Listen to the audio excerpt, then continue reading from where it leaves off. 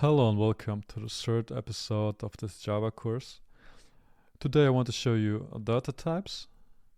I like to split it in two kind of data types. The primitive data types, and the primitive and the complex data type, right? So I already showed here integer. We can simplify it. We can declare and assign it in one step like this. So declare and assign, and we will have the same. Let me delete this. We have the same output. Okay, let me show you a new data type. Let's start with a character.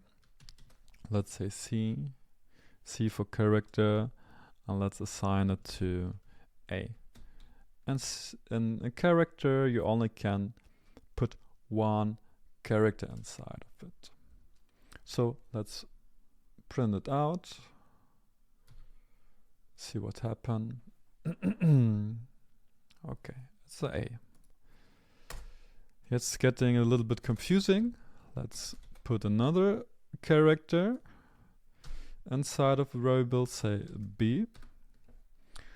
Okay, now we can think, yeah, okay, let's concatenate it, and there will be A and B. But no, it's not, because the characters is kind of integer where the ASCII number is inside of it. So you can calculate with it, what doesn't make that much sense, or you can make a string out of it. And here on this method, you can assign it as a string if you just concatenate it with another string. So it's just an empty string. Let's get the output of it, and now we have A and B. But don't be too confused. I want to show you something else. I want to show you the difference between a primitive and a complex data type. A complex data type, for example, is a string. Let's assign the string with A and B. And we just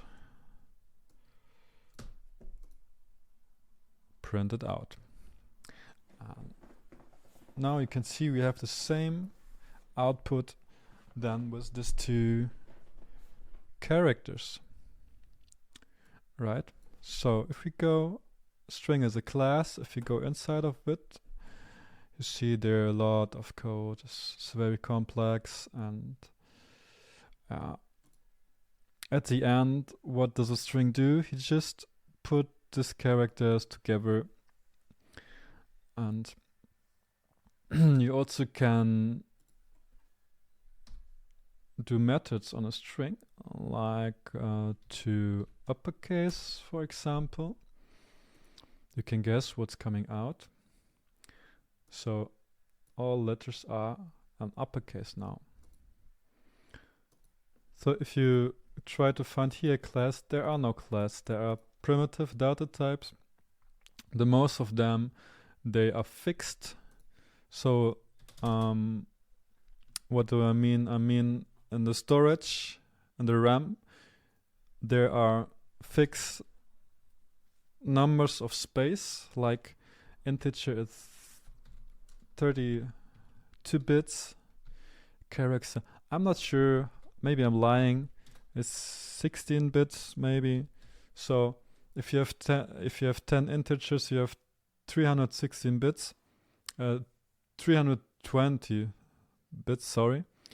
And yeah, a string, you don't know. It can be very long, it can be very complex. You also can do it here, or to uppercase and so on. So you don't know how big it will be, and you have methods on it. So yeah, I hope you see the difference here. Just data types for the storage, and here are complex data type where you can do more with. Now let me show you the most important data types we will use at the start. It's integer.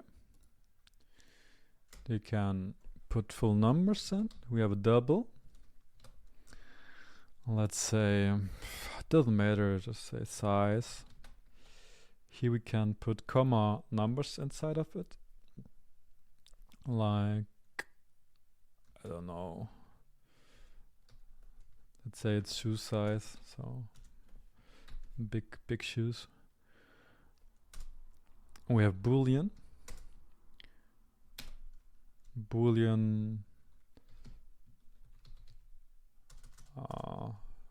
Let's say is, because in Boolean we store just two values, true or false. So we just can say this is true. Okay. So we have int, normal numbers, double comma numbers, Boolean true and false, and we have string for string of characters. We also can use character, but yeah, very rarely, not that much at the beginning. So numbers, comma numbers, true false, character, and string. That's it for this video. Code by yourself and try out what you can print out with this method here. And if you finish with it, go to the next video. But first, code by yourself, okay? It's most important to learn coding. Just do it. Just code. And if you have errors, copy the error to Google, and yeah, the best way to learn it. Just do it. So if it helped you, subscribe, like this video, and see you in the next.